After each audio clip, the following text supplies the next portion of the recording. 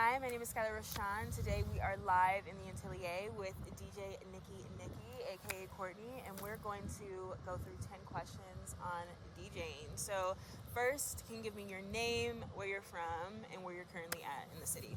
Yes, Courtney Duke. I am from Daytona Beach, Florida, and I'm currently based in Bushwick. Yeah, what do you play, and also, who are you playing for? I like to describe what I play as being a pretty open format, but I really lean into a lot of club and dance music. I'm playing for just the people who want to go out and shake it and have a good time and vibe to some music that maybe they aren't super familiar with. Yeah, so I did a little research on you on IG and found out that you actually started DJing in your bedroom, and it was like kind of like more of a difficult time in your life. What kind of made you one say, okay, like I'm taking this out of the bedroom, I'm going to start in playing, in front of people, and also like just making it, something that you want to do all the time, making it like a full-time thing? Yeah, I feel like it really just came down to trying to find some joy in my life. At that time, I was really just feeling frustrated with work, and I was like, I need to have something to look forward to. So I started throwing parties on my rooftop just in front of friends, and through a lot of their encouragement, it really just made me feel like, okay, I could like actually properly do this. And my first setup was like so janky. I literally just like brought out the sound system from like my TV. I had like this little mini board from Amazon. And yeah, just started playing in front of some of my friends, and then it just really grew from there. So you play a mix of things, super fire, club, house, all different types of music. If you had to describe your sets in like 3 emotions, what would those words be?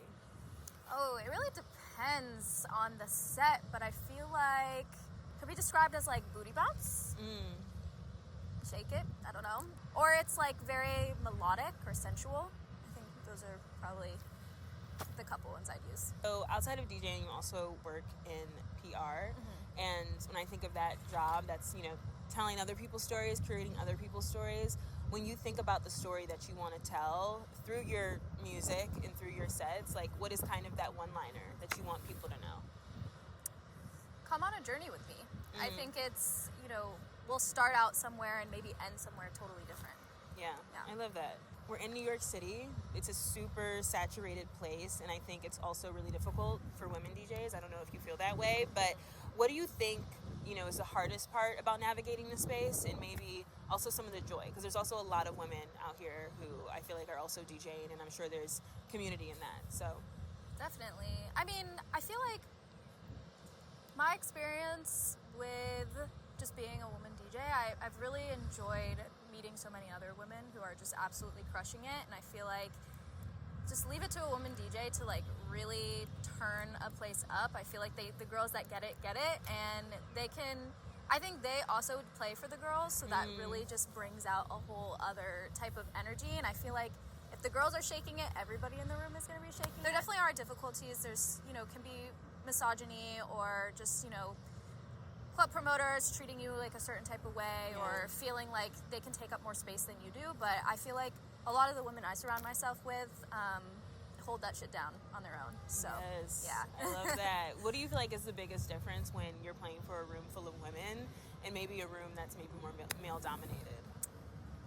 It feels a little bit more just freedom, You're really not afraid to really like get down and party with your girls and sing along. I think sometimes when you're in a room with more men inside, and straight men at that, I will just uncount the gays, but I think that there can be a little bit of nervousness of like somebody kind of coming up to you and maybe trying to grab onto you in a way where you kind of want to be in your own world and having fun with your girls. So I think that's like the main difference. But I think when everybody's being respectful, then we're all going to have a blast. So. Yeah.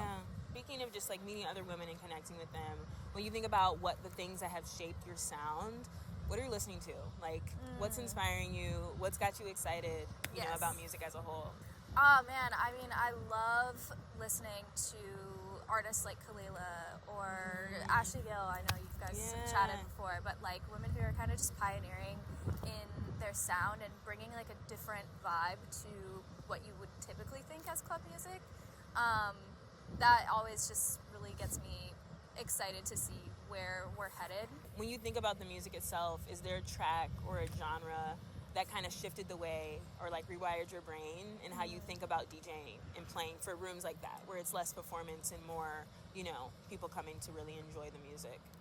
Maybe not like a specific track, but I think like a subgenre, like ghetto tech, I've been really inspired by. It's been a really fun, like going into DJing, you know, I didn't realize there were so many of these different like subgenres and that they were all rooted in these different communities like all over the nation and across the world really. But yeah, that's been a really fun one to explore. I just love the sound. I feel like it also really, for me, brought home just how much the Black influence had on just techno music as a whole. So I've been spending a lot of that for sure. Yeah, I am a Detroit girl, so I love me some ghetto tech and glad to hear that you're playing it. So, you know, thinking about DJing outside of the club, right? There's a lot of pressure to kind of like create content, to like be a personality, which sometimes can take away from the art and the craft of it. Totally. How do you personally navigate that? I think that with, you know, taking content, I try to just pick and choose what opportunities I do want to, you know, post up and record a whole set versus not. And I think there's sometimes where, sure, like it does like capture the energy of the space and kind of lend to, as a DJ, just continuing to grow and promote the work that you're doing and make sure people have an understanding of your sound. We can't discount that. But then there's other moments where it's like, if I really want people to be in the moment and kind of have a no phones mentality, I'm not going to be the first one to take out my phone and record like a whole thing. Yeah. So it really depends on the environment and kind of what I'm going for. Yeah, no, for sure. And I guess getting to kind of the end of this, what is the one reason why somebody should come out and see you play and experience a set with you? To shake it. If you want to have a good time and just throw it back and hear some music maybe you haven't heard before, but also blend it in with hip-hop and R&B and some of your favorites, just come hang out with me. Yes, I love it. All right, now some quick rapid fire. Okay. What is one thing about DJ culture you'd kill, and what is one thing you want to see more of? Ooh, one thing about DJ culture I would kill. I think not getting paid on time. I would kill that. Something I want to see more of.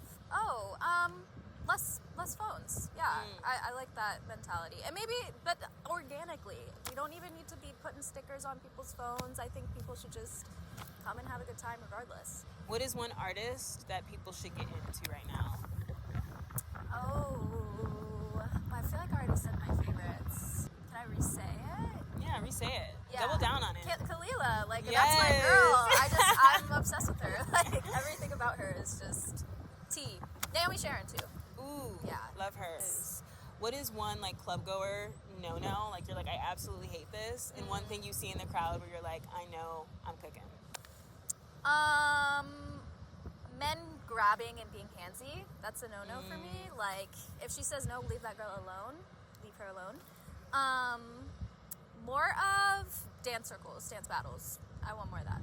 Yeah, like, get in there, throw it back. You don't even have to be, like, the most professional dancer. Like, I just want to see energy. Well, thank you. That was us live from the Atelier, and join us for our next interview.